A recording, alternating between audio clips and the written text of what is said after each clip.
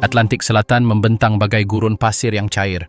Di kejauhan, di antara kabut dan badai, sebuah titik hijau muncul, tampak mustahil. Itulah Tristan da Cunha, setitik kehidupan di tengah samudera yang tak kenal ampun. Dari udara, ia tampak seperti batu karang sederhana yang dikelilingi ombak. Namun, semakin dekat, misterinya semakin dalam. Pulau ini tak muncul di sebagian besar peta, namun ia telah bertahan seiring waktu. Tak ada bandara, tak ada rute pelarian cepat. Hanya kapal yang datang secara sporadis, jika cuaca memungkinkan. Segelintir orang yang pernah menginjakkan kaki di pantainya mengatakan bahwa di sini angin tak hanya bertiup, ia berbicara. Kita akan memasuki dunia yang seharusnya tak ada di abad ke-21. Sebuah tempat di mana alam mendikte aturan dan umat manusia nyaris tak mampu bertahan hidup. Di Tristan da Cunha, isolasi telah menjadi budaya dan kesendirian sebuah cara hidup. Selama perjalanan ini, kita akan mempelajari bagaimana penduduknya hidup, apa yang mereka makan, apa yang mereka percayai, dan bagaimana mereka saling mencintai di tempat di mana semua orang telah saling mengenal sejak lahir.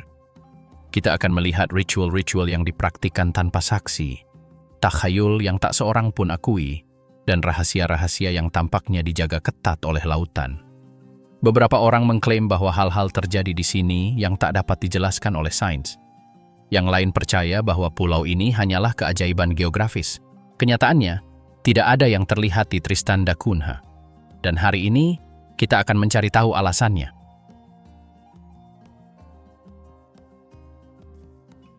Di mana samudera berkuasa? Kontak pertama dengan Tristan da Cunha bukanlah visual, melainkan naluri. Sebelum melihatnya, Anda merasakannya. Kapal terombang-ambing selama berhari-hari, dihantam ombak yang seolah ingin menelan cakrawala. Atlantik Selatan tak menawarkan jeda.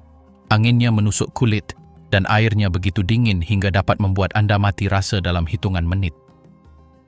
Di tengah kekacauan ini, siluet hijau mulai muncul. Tampak seperti fata morgana. Namun bukan. Ini kiamat. Secara harfiah. Saat kapal mendekat, bentuk gunung berapi itu semakin jelas. Tristan da Cunha tidak memiliki pelabuhan modern atau dermaga beton. Hanya garis pantai terjal berbatu gelap dan berbusa putih. Setiap pendaratan adalah pertempuran melawan laut. Tidak ada rute reguler. Kapal-kapal yang membawa perbekalan atau surat membutuhkan waktu hampir 2 minggu dari Afrika Selatan. Jika cuaca berubah menjadi ganas, dan hampir selalu demikian, pulau itu menghilang di balik tirai kabut selama berhari-hari.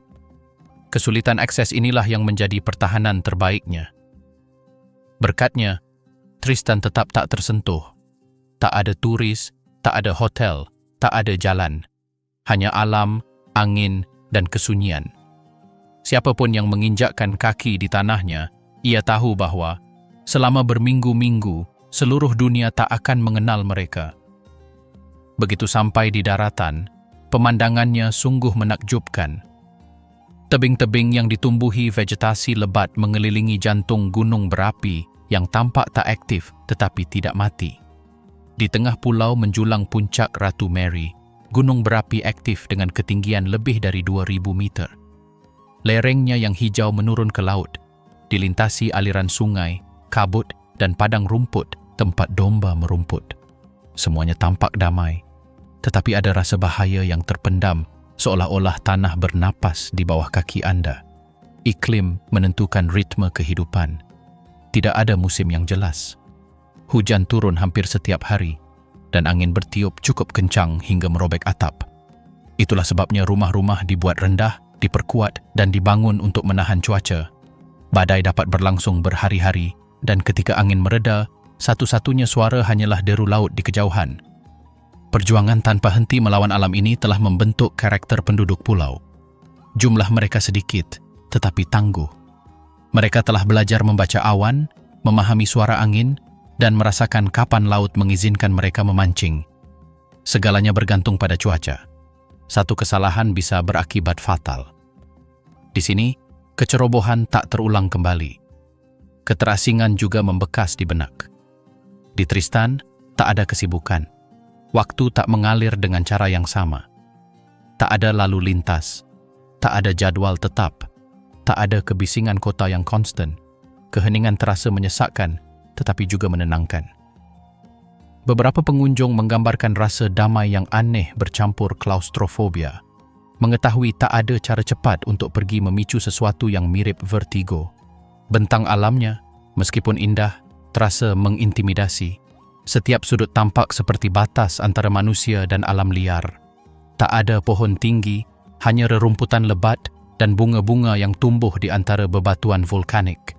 Burung laut berputar-putar di atas kepala, dan anjing laut beristirahat di pantai yang seolah berasal dari planet lain.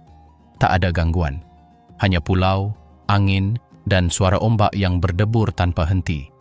Mencapai titik ini bukan sekadar perjalanan geografis, melainkan perjalanan batin. Banyak yang menggambarkan perjalanan ini sebagai semacam api penyucian. Selama berhari-hari di laut, tidak ada sinyal internet atau telepon. Ombak menghantam lambung kapal dengan keras, dan cakrawala selalu sama. Setibanya di sana, seseorang merasakan campuran lega dan takjub, seolah memasuki dimensi yang terombang-ambing antara masa lalu dan masa kini. Sebuah desa di ujung dunia, setelah menghadap lautan dan mencapai daratan, lanskap Tristan da Cunha menampakkan wajah paling manusiawinya. Di antah berantah, terhimpit di antara gunung berapi dan samudra Atlantik, deretan rumah sederhana tampak, semuanya menatap cakrawala. Permukiman kecil ini adalah Edinburgh di 7 lautan, satu-satunya kota berpenghuni dalam radius ribuan kilometer. Tidak ada papan selamat datang atau jalan yang diberi nama. Hanya satu jalan utama, beberapa trotoar batu, dan suara angin yang terus-menerus menggoyang antena berkarat. Ini adalah ujung dunia, namun seseorang memutuskan untuk tetap tinggal. Rumah-rumah, rendah dan kokoh, berderet berdampingan seolah mencari perlindungan satu sama lain. Atapnya miring dan dindingnya dicat dengan warna-warna lembut, hijau, abu-abu, biru pucat. Semuanya dibangun untuk menahan cuaca buruk. Tidak ada yang menonjol, tidak ada rumah-rumah besar, tidak ada kemiskinan ekstrim. Di Edinburgh, semua orang hidup kurang lebih sama. Kesetaraan ini bukanlah aturan tertulis, melainkan cara untuk bertahan hidup. Gunung berapi yang menjulang tinggi di belakang kota itu selalu hadir. Penduduk pulau menyebutnya puncak. Gunung itu telah terpendam selama beberapa dekade, meskipun tak seorang pun lupa bahwa pada tahun 1961, gunung itu memaksa semua orang untuk mengungsi. Lava mengalir perlahan dan tanpa suara, menghancurkan sebagian kota. Mereka harus mengungsi ke Inggris, di mana kebisingan, kesibukan, dan kerumunan orang mencekik mereka. Ketika gunung berapi itu tenang, mereka kembali. Tak seorang pun memaksa mereka. Mereka kembali karena di sini, meskipun semuanya tampak bermusuhan, semuanya juga milik mereka.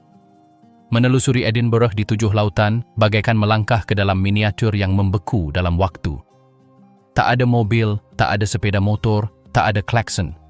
Hanya langkah kaki di atas kerikil dan sesekali gonggongan anjing. Kabut melayang dari laut dan merembes di antara rumah-rumah. Kelembapan menyelimuti. Terkadang angin membawa aroma lumut dan asap dari cerobong asap. Di lain waktu, angin membawa keheningan yang begitu mendalam hingga Anda dapat mendengar denyut nadi Anda sendiri. Di tengah desa berdiri sebuah gereja Anglikan kecil, putih dan sederhana. Di seberangnya terdapat sebuah sekolah yang juga berfungsi sebagai tempat pertemuan. Semua anak belajar di sana hingga usia tertentu sebelum beberapa harus pergi ke luar negeri untuk melanjutkan pendidikan. Peta, gambar, dan potret generasi-generasi terdahulu menghiasi dinding. Tidak ada kesibukan di kelas, tidak ada kompetisi. Mereka hanya mengajarkan apa yang penting, membaca, menulis, memahami cuaca, dan menghargai laut. Di pulau seperti ini, pendidikan bukanlah career. Pendidikan adalah cara untuk bertahan hidup. Di sebelah sekolah terdapat sebuah toko serba ada. Tidak ada supermarket atau pusat perbelanjaan, hanya satu tempat yang menjual segala sesuatu, mulai dari roti, pakaian, hingga perkakas. Persediaan datang setiap beberapa bulan, jadi semua orang belajar mengelola. Jika ada yang habis, dibagikan. Tidak ada yang menimbun. Tidak ada yang berspekulasi. Di sini, perekonomian lebih didasarkan pada kepercayaan daripada uang. Semua penduduk pulau saling mengenal nama dan sebagian besar berkerabat. Nama keluarga mereka berulang: Glass, Green, Rogers, Swain. Ikatan darah adalah bagian dari cerita. Dengan populasi yang hampir mencapai 200 orang, anonimitas tak terelakkan. Setiap kelahiran, setiap pernikahan, dan setiap kematian adalah peristiwa yang melumpuhkan desa. Di Tristan, privasi tak ada. Organisasi desa sederhana sekaligus efektif. Terdapat dewan lokal yang dipilih langsung dari penduduk setempat. Tidak ada partai politik atau kampanye. Keputusan dibuat secara kolektif dalam majelis di mana setiap orang dapat menyampaikan pendapat. Jika cuaca merusak sebuah rumah, para tetangga membangunnya kembali. Jika seorang nelayan tidak ada, nelayan lain menggantikannya. Pekerjaan dibagi secara alami, hampir secara naluriah. Kegiatan utamanya adalah menangkap ikan dan beternak. Laut menghasilkan lobster, produk pulau yang paling berharga, dan ladang menyediakan domba yang merumput di lereng yang sulit dijangkau. Setiap keluarga memiliki kebun kecilnya sendiri. Tidak ada kemewahan, tetapi juga tidak ada kekurangan yang serius. Uang hampir tidak beredar. Apa yang dihasilkan dibagi atau ditukar. Di sini, kekayaan diukur dalam ketenangan. Menjelang sore, rutinitas itu berubah menjadi koreografi yang hening. Beberapa pria kembali dari laut dengan jaring basah mereka. Para wanita menata roti di oven bersama. Anak-anak berlarian mengejar domba-domba. Tak ada lalu lintas, tak ada layar, tak ada kebisingan kota, hanya tawa, angin, dan deburan laut yang menghantam bebatuan. Saat malam tiba, kota itu bertransformasi. Lampu-lampu di rumah-rumah menyala serentak, seolah-olah seseorang memberi sinyal tak kasat mata. Para perempuan Atlantik. Sejauh ini kita telah melihat kota itu, ketenangannya, ritmenya, dan keterasingannya. Namun, ada bagian yang menopang semua itu dari dalam. Jika Edinburgh di 7 lautan tetap berdiri, itu karena para perempuan di sana. Mereka tidak ada dalam buku atau berita utama, tetapi mereka adalah jantung pulau yang tak terlihat. Menelusuri jalanannya seolah melihat mereka selalu bergerak. Pagi-pagi sekali, aroma roti segar tercium dari dapur. Beberapa perempuan memerah susu domba, yang lain merawat kebun atau menyiapkan ikan segar yang dibawa dari laut. Tidak ada pembagian kerja yang kaku. Di sini, semua orang melakukan segalanya. Namun, para perempuanlah yang menjaga kehidupan sehari-hari tetap berjalan seperti mesin yang diminyaki dengan baik, meskipun dunia luar bahkan tidak tahu keberadaan mereka. Penampilan fisik para perempuan Tristan da Cunha sangat mencolok karena perpaduan fitur-fiturnya. Wajah mereka memiliki ciri khas Eropa, tetapi dengan kelembutan yang seolah dibawa dari Pasifik. Kulit putih, rambut coklat atau hitam, dan mata yang bervariasi antara hijau dan biru memberikan kesan keragaman yang tak biasa untuk tempat sekecil itu. Beberapa peneliti mengatakan hal ini merupakan hasil percampuran yang dimulai pada abad ke-19, ketika para pelaut Skotlandia, Italia, dan bahkan Afrika terdampar di pulau itu dan membentuk keluarga dengan beberapa perempuan di sana. Seiring waktu, genetika mereka bercampur, menciptakan identitas pulau baru yang khas. Namun, di luar penampilan, yang benar-benar mendefinisikan mereka adalah karakter mereka.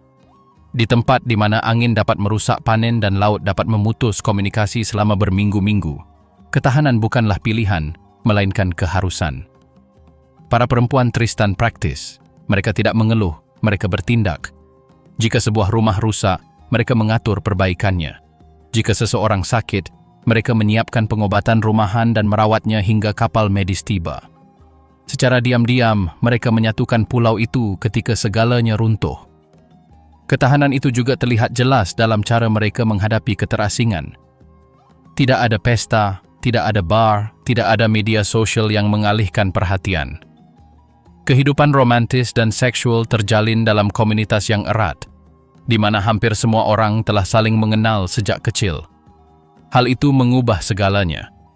Ikatan yang kuat, tetapi juga diawasi ketat oleh komunitas. Di Tristan, Rumor menyebar lebih cepat daripada angin.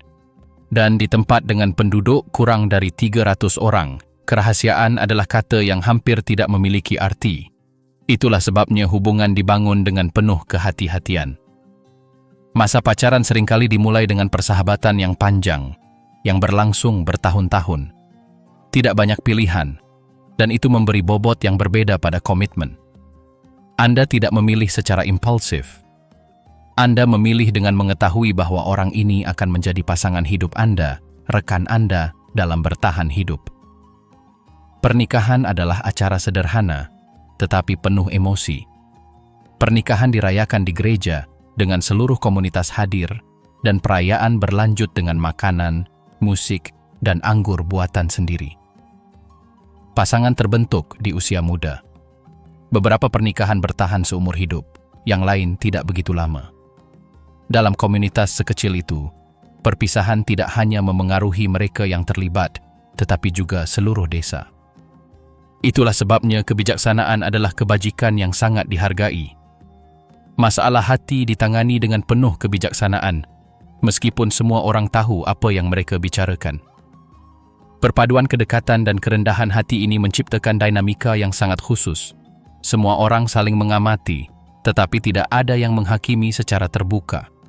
Seksualitas tidak banyak dibahas dalam Tristan, tetapi diterima sebagai bagian alami dari kehidupan. Tidak ada tabu agama yang ketat atau moralitas kaku yang dipaksakan dari luar. Isolasi telah menciptakan semacam etika diam. Keintiman dihormati dan tidak dibicarakan di depan umum.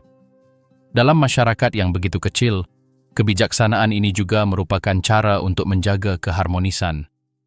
Apapun yang terjadi antara dua orang tetap tertutup dan tidak ada yang mencoba melanggar aturan tak tertulis ini.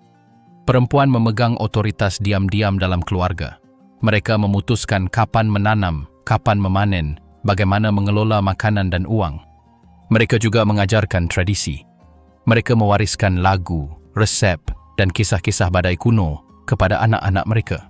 Mereka adalah penjaga waktu. Di setiap rumah, ada seorang perempuan yang mengingat seperti apa pulau itu sebelum radio, sebelum kapal modern, sebelum turis sesekali datang. Kenangan hidup inilah yang menyatukan komunitas. Ketika kapal asing tiba, suasana berubah. Para perempuan biasanya menjadi yang pertama menyambut para pengunjung, menawarkan makanan atau bantuan, namun selalu dengan menjaga jarak.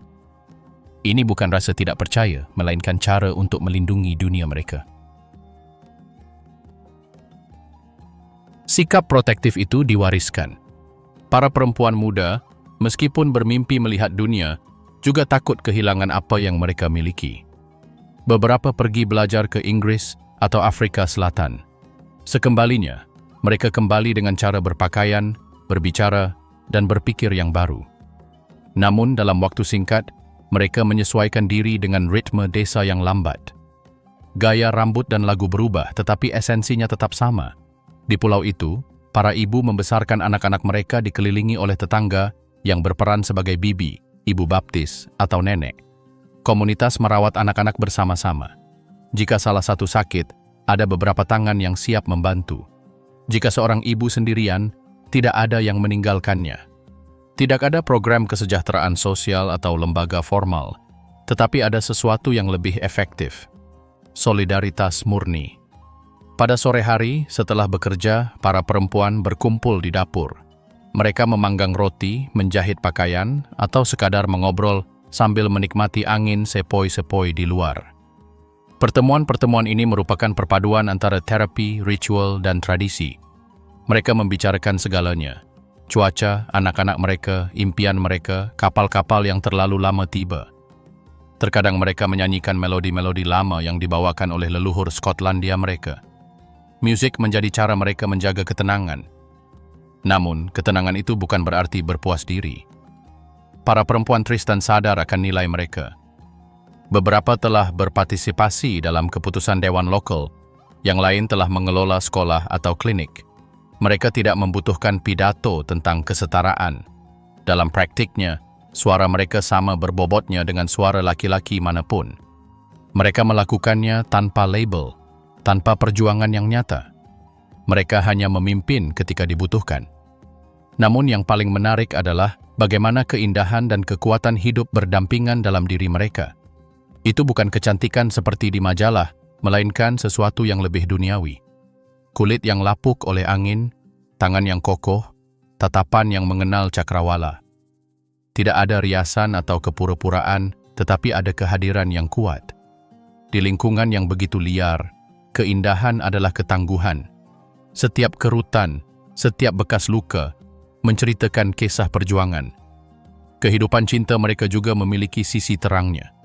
Di pulau tempat semua orang saling mengenal, kasih sayang diungkapkan dengan cara-cara sederhana. Surat tulisan tangan, berjalan di sepanjang tepi tebing, hidangan yang disiapkan dengan apapun yang tersedia.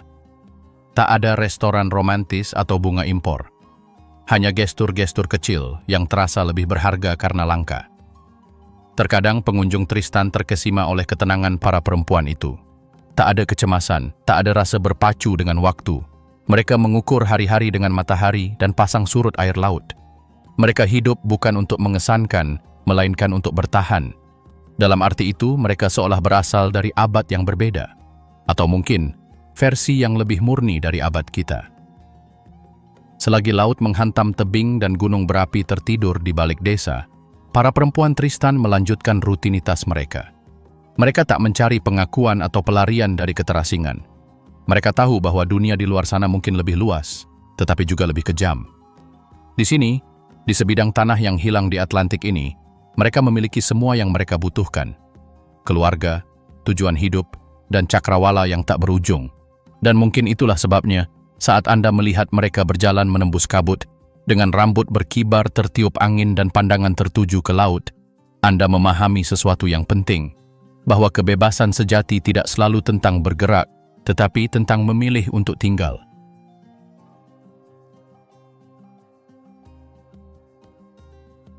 Cinta di ujung dunia.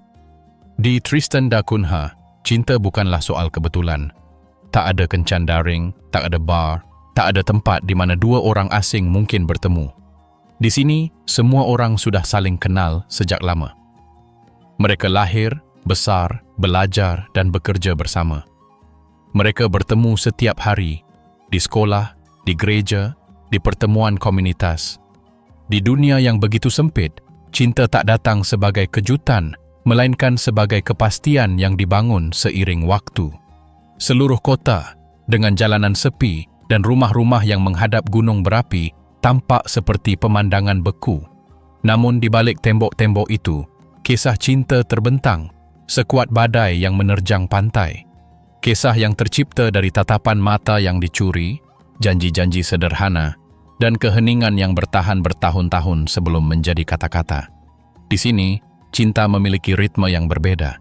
Di tempat yang hanya dihuni 300 orang, pilihannya terbatas. Hampir semua orang memiliki hubungan kekerabatan yang jauh. Keluarga terjalin selama beberapa generasi, dan hal itu memaksa setiap hubungan untuk dipertimbangkan dengan saksama. Tak hanya oleh hati, tetapi juga oleh darah. Endogami, fenomena keluarga yang berulang kali menikah antar suku, bukan rahasia lagi di pulau ini. Ini adalah konsekuensi tak terelakkan dari isolasi. Selama beberapa dekade, pernikahan telah terjalin antara orang-orang dengan nama keluarga yang sama. Glass, Green, Swain, Repetto, Lavarello. Nama-nama yang diulang dalam catatan di batu nisan pemakaman kecil di ruang kelas sekolah. Keragaman genetik, meskipun terbatas, telah dipantau secara saksama oleh para dokter Inggris yang mengunjungi pulau itu secara berkala. Meskipun demikian, masalah ini diperlakukan dengan hormat, hampir seperti bisikan. Penduduk Tristan tidak menganggapnya sebagai sesuatu yang langka, melainkan sebagai bagian dari sejarah mereka. Mereka mengatakan bahwa mencintai di sini seperti menanam benih di tanah vulkanik. Tampaknya sulit, tetapi tetap tumbuh subur. Di antah berantah, di tengah hujan dan angin, kasih sayang menjadi tempat berlindung. Persatuan antara dua orang tidak hanya berarti kasih sayang, tetapi juga kelangsungan hidup. Pasangan cenderung terbentuk di usia muda. Banyak yang telah saling mengenal sejak kecil, dan seiring waktu, tanpa mengatakannya secara langsung, mereka tahu mereka akan berakhir bersama. Festival komunitas, tarian di balai desa, atau piknik di tepi laut adalah tempat di mana tatapan yang mengungkapkan segalanya itu dipertukarkan. Tidak ada ruang untuk permainan pacaran yang berlarut-larut atau perselingkuhan sesaat. Dalam komunitas di mana semua orang mengawasi, kebijaksanaan adalah satu-satunya bentuk kebebasan. Gereja memainkan peran sentral dalam proses ini. Meskipun tidak memaksakan aturan ketat tentang cinta, gerejalah yang menentukan langkahnya. Pernikahan dirayakan dengan upacara sederhana, namun syarat dengan simbolisme. Lonceng berdentang, para tetangga menghiasi rumah mereka dengan bunga, dan resepsi menjadi acara bagi seluruh desa. Terkadang, angin bertiup begitu kencang hingga memadamkan lilin altar, tetapi tidak ada yang menganggapnya sebagai pertanda buruk. Di Tristan, bahkan cuaca pun ikut berperan dalam pernikahan. Tidak ada perceraian resmi. Ketika sepasang kekasih berpisah, mereka melakukannya tanpa dokumen atau argumen publik. Mereka berhenti tinggal serumah dan komunitas dengan kebisuannya memberi mereka ruang. Tidak ada penghakiman atau tuduhan, hanya pemahaman. Dalam lingkungan yang begitu kecil, konflik adalah kemewahan yang tak seorang pun mampu. Cinta juga ditandai oleh biologi. Kelahiran adalah alasan untuk perayaan bersama. Ketika seorang anak lahir, semua orang di desa tahu bahkan sebelum dokter mengumumkannya. Tawa meledak dari dapur, diiringi langkah kaki tergesa-gesa dan tangan-tangan yang membawa makanan dan hadiah. Setiap bayi yang baru lahir mewakili lebih dari sekadar kehidupan. Itu adalah bukti bahwa pulau itu masih hidup, bahwa isolasi belum mengalahkan umat manusia, tetapi ada juga arus bawah yang lebih kompleks. Selama bertahun-tahun, para dokter telah memperingatkan tentang risiko hubungan darah. Catatan medis berisi kasus-kasus penyakit genetik langka, dan ini telah membuat masyarakat berhati-hati. Terkadang pernikahan diatur dengan orang-orang dari luar, seorang pekerja sementara, seorang pelaut, atau seorang peneliti yang memutuskan untuk tinggal. Ini adalah kasus-kasus langka, tetapi ketika terjadi, seluruh desa menyaksikan dengan rasa ingin tahu. Bukan karena skandal itu, tetapi karena perasaan bahwa sesuatu yang baru telah memasuki siklus tertutup sejarahnya.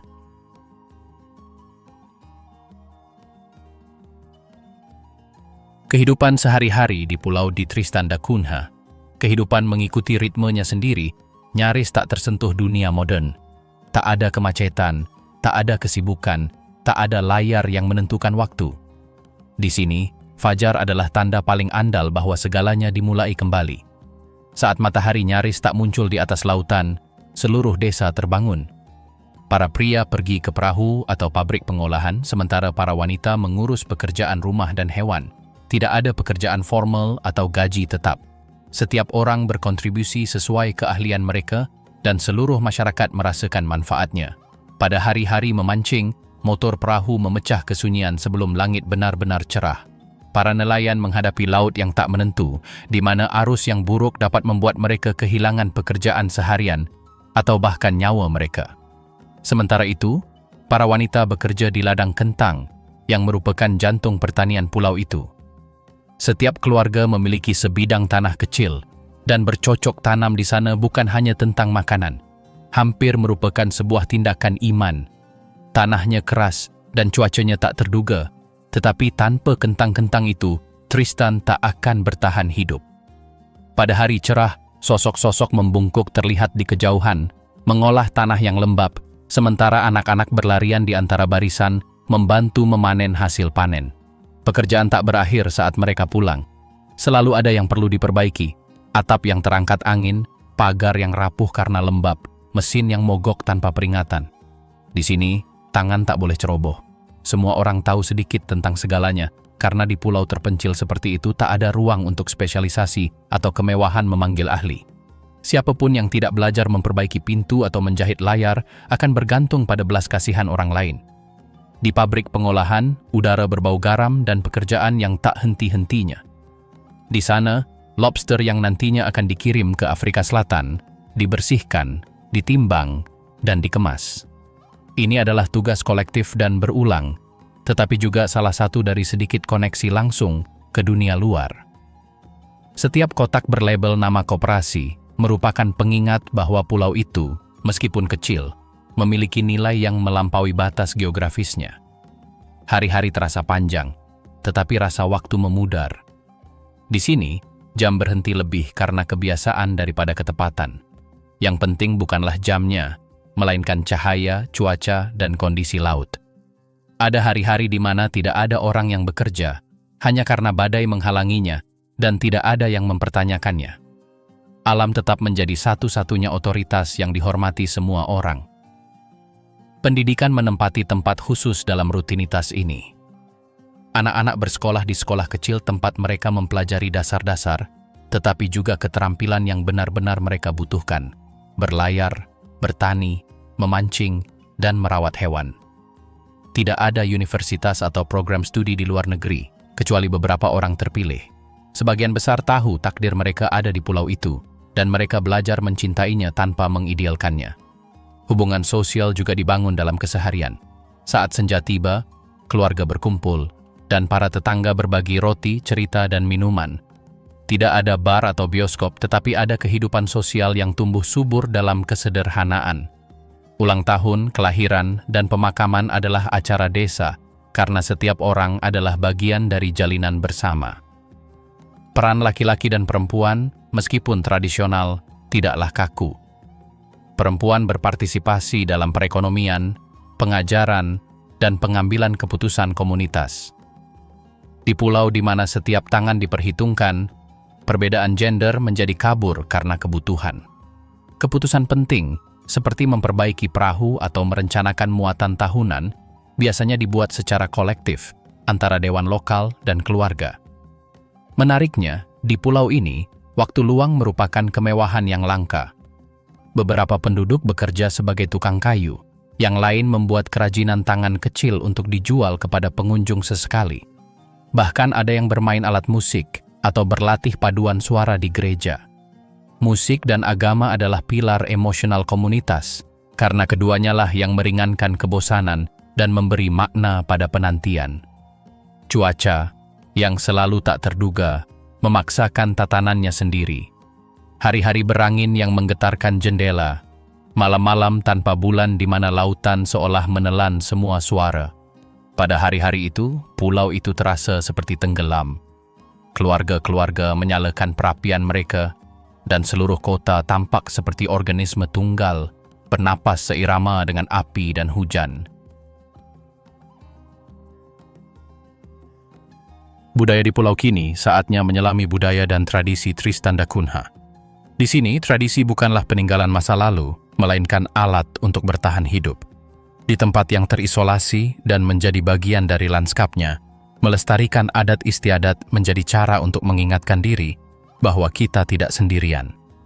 Musik memiliki tempat khusus. Penduduk setempat sering memainkan alat musik mereka dan menyanyikan lagu-lagu lokal.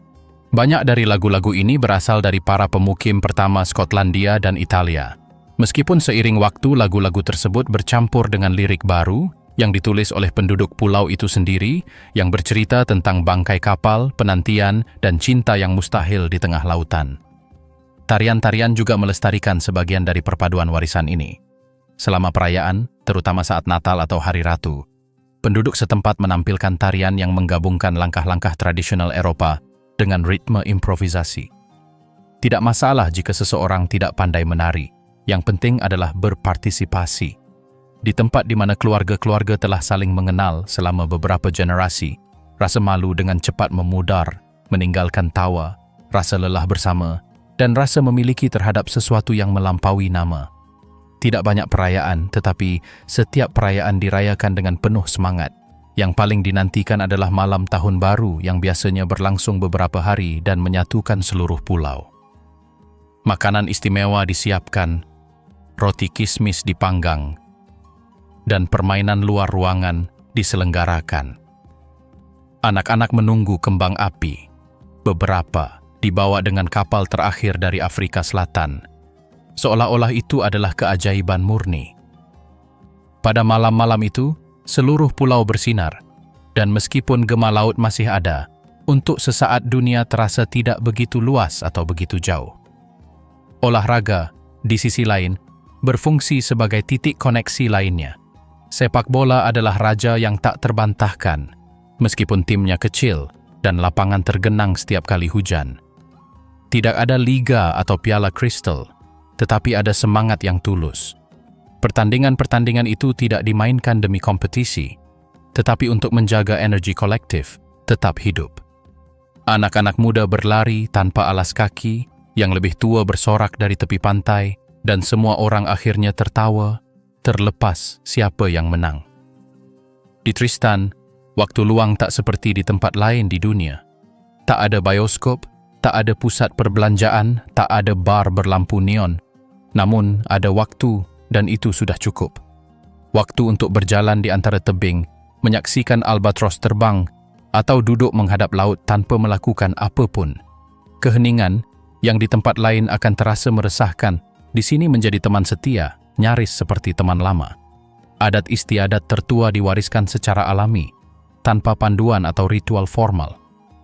Para tetua mengajari anak-anak muda cara membuat perangkap lobster, cara mengetahui cuaca berdasarkan warna awan, cara memperbaiki lilin yang pecah, atau cara menyalakan api dengan kayu basah.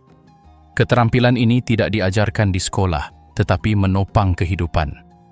Setiap gerakan memiliki nilai, cara mengikat tali, cara mengeringkan rumput laut untuk ternak, cara menemukan jalan di tengah kabut.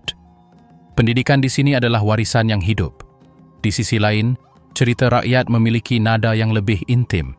Kisah-kisah tentang kapal karam, kapal hantu, dan jiwa-jiwa tersesat yang berkelana di tebing diceritakan. Anak-anak mendengarkan dengan mata terbelalak, terpesona sekaligus takut.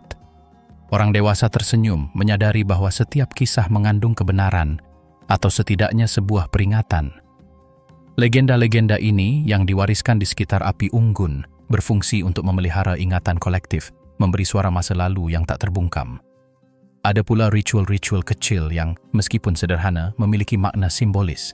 Misalnya, ketika seseorang membangun rumah baru, para tetangga membantu membangun dindingnya, dan setelah selesai, semua orang berbagi makanan. Tradisi ini, lebih dari sekadar perayaan, merupakan janji untuk saling mendukung. Hal yang sama berlaku untuk kelahiran dan pernikahan. Seluruh komunitas berpartisipasi, karena di pulau di mana tak seorang pun dapat menghilang tanpa jejak, kehidupan seseorang selalu memengaruhi orang lain. Namun, terlepas dari keterikatan mereka dengan masa lalu, penduduk pulau tidak mengabaikan masa kini. Banyak yang menggunakan radio, beberapa memiliki akses internet terbatas, dan kaum muda, jika memungkinkan, mendengarkan musik modern atau menonton pertandingan internasional. Namun semua itu hanyalah hal sekunder. Hal-hal penting masih terjadi di tempat yang sama seperti biasa, mengelilingi meja, di dekat hangatnya api unggun, dengan tawa dan suara bercampur hingga menghilang di malam hari. Teori yang tak berani dibicarakan di Tristan da Cunha. Ada hal-hal yang tak seorang pun berani bicarakan. Penduduk pulau ini pendiam dan lugas, terbiasa menghadapi angin dan laut. Namun, ada topik-topik yang ketika muncul dalam percakapan, memancing tatapan sembunyi-sembunyi dan keheningan yang mendalam. Konon, pada suatu malam, cahaya muncul di atas Samudra Atlantik yang seharusnya tak ada. Cahaya itu bukan bintang, kapal, atau pesawat. Cahaya itu adalah kilatan cahaya yang bergerak seolah mencari sesuatu di bawah ombak. Mereka yang telah melihatnya bersumpah bahwa itu bukanlah khayalan belaka. Beberapa nelayan mengatakan bahwa cahaya-cahaya itu sejajar, padam pada saat yang sama, lalu bersinar kembali di titik lain di cakrawala. Tak seorang pun dapat menjelaskannya, dan di pulau terpencil seperti itu, setiap peristiwa aneh meninggalkan jejaknya.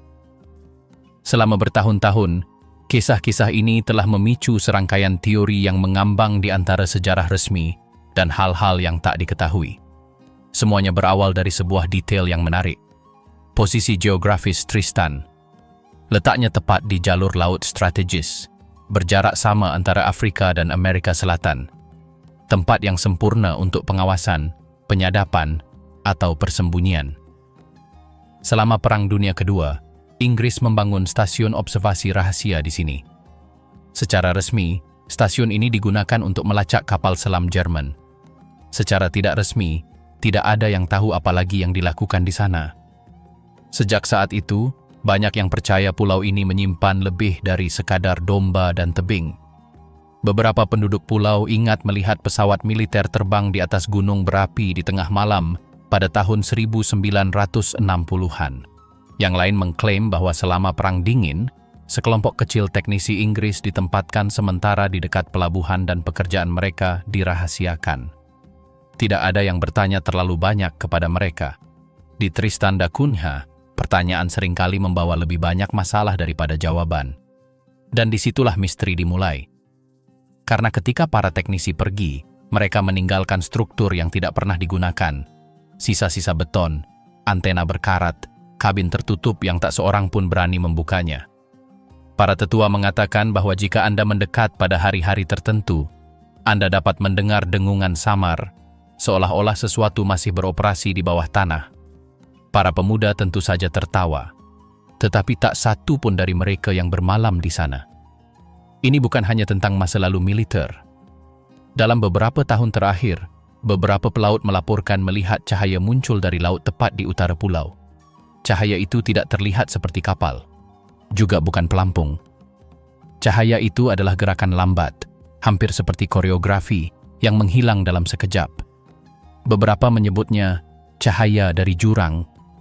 Yang lain percaya itu adalah sinyal dari pangkalan bawah laut yang dipasang oleh kekuatan asing yang memanfaatkan isolasi Tristan sebagai perisai. Tentu saja tidak ada yang bisa memverifikasi ini. Tidak ada radar, tidak ada kamera, tidak ada internet yang stabil, hanya saksi dan rumor. Terkadang, sebuah kapal penelitian Inggris mendekat dengan dalih memantau kehidupan laut atau mengambil sampel air.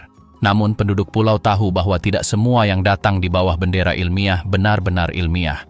Berkali-kali awak kapal ini menolak untuk berbicara dengan siapapun. Mereka turun, mengamati area tersebut, memuat peti logam, dan pergi tanpa meninggalkan jejak. Beberapa penduduk pulau mengatakan bahwa kapal-kapal ini tiba ketika cahaya dari laut terlihat lebih sering. Entah kebetulan atau tidak, setiap kunjungan meninggalkan nuansa asing di udara. Hewan-hewan berperilaku berbeda, burung-burung mengubah rute mereka, dan anjing-anjing menggonggong di laut tanpa alasan. Segalanya tampak gelisah, seolah pulau itu sendiri merasakan ada yang janggal. Di antara penduduk tertua, beredar sebuah kisah yang terdengar seperti legenda. Konon, pada tahun 1980-an, sekelompok penyelam militer datang dengan peralatan yang belum pernah dilihat siapapun sebelumnya. Mereka mengaku mencari sisa-sisa kapal karam, tetapi tak pernah ada laporan yang dipublikasikan. Mereka menghabiskan 2 minggu menyelam setiap malam. Ketika mereka pergi, mereka melarang penduduk setempat mendekati daerah itu. Beberapa hari kemudian, badai dahsyat menyapu pantai. Ketika ketenangan kembali, laut telah berubah. Seluruh pantai telah lenyap ditelan lahar. Mungkin misteri pulau ini bukan terletak pada lampu atau berkas-berkas rahasia. Mungkin terletak pada penduduknya, pada cara mereka berdiam diri, pada kesetiaan kuno mereka pada tanah yang menaungi mereka. Tristan da Cunha tak perlu mengatakan apa yang diketahuinya. Laut menceritakan kisahnya dengan caranya sendiri, dengan gumaman yang hanya dipahami oleh penghuninya sendiri. Dan ketika malam tiba, dan angin bertiup dari selatan, seluruh pulau seakan menahan napas. Di luar, di balik ombak, ada sesuatu yang bergerak. Kita tak tahu apa itu.